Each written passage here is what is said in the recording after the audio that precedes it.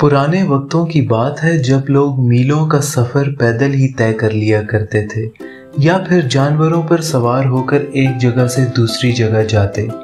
ऐसे में एक सुबह एक लड़के ने पानी की बोतल और चंद कपड़े एक बैग में डाले और शहर से अपनी दादी अम्मा के गांव को जाने वाले रास्ते पर चल पड़ा।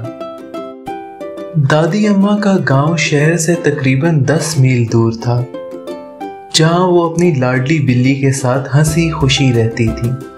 चलते चलते वो शहर की हुदूद से बाहर निकल आया। बड़ी बड़ी इमारतों और पक्के रास्तों की जगह अब घास से भरे हुए मैदानों और कच्चे रास्तों ने ले ली थी। दूर कुछ बादल नजर आ रहे थे, मगर सूरज भी आसमान पर था और अभी इसका आधा रास्ता भी तय नहीं हुआ था।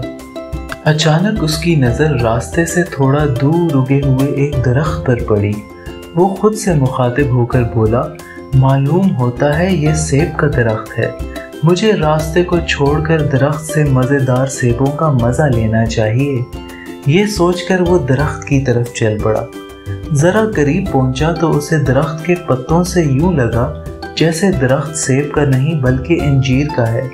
उसने सोचा कि चलो सेब ना सही अंजीर ही सही, मैं खुद भी फल खा लूँगा और दादी अम्मा के लिए भी ले जाऊँगा।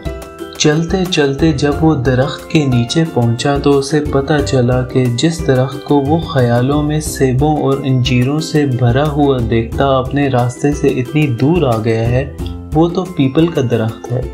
उसे बहुत दुख हुआ और बेख्तियार बोला, मैंने इस बेफ़ायदा दरख्त के लिए इतना वक्त ज़ाया किया। अभी इसने ये कहा ही था कि बारिश शुरू हो गई। उसने दरख्त के तने के साथ टेक लगाई और बैठकर बारिश के रुकने का इंतज़ार करने लगा। बहुत देर गुजर गई मगर बारिश ना रुकी। अब उसे भूख भी लग रही थी और सर्दी भी महसूस हो रही थी। उसने अपने बैग से पानी और खाना निकाला और दरख्त के नीचे बिखरी हुई खुश्क टहनियों को जमा करके आग जला ली। आग तापने और खाना खाने से इसकी भूख और सर्दी का इलाज तो हो गया, मगर बारिश अभी तक जारी थी। तब तक इर्द गिर्द रात का अंधेरा फैल चुका था। उसने दरख्त के पत्तों को जमा करके तकिया बनाया और आग के करीब लेट गया। कुछ ही देर में उसकी आंख लग गई। ख्वाब में उसने पीपल का दरख्त देखा जो उसे कह रहा था, मैं कितना बेफायदा दरख्त हूँ। इस जोरदार बारिश में मेरे नीचे पनाह लेने से तुम भीगने से बच गए। मेरी खुश्क टहनियों से आग जलाकर तुमने खुद को गर्म रखा और मेरे पत्तों के तकिए पर तुम मीठी नींद सो गए। काश मेरा भी कोई फायदा होता। ये ख्वाब देखकर शर्मिंदगी से लड़के की आंख खुल गई। रात गुजर चुकी थी और बारिश भी रुक गई थी।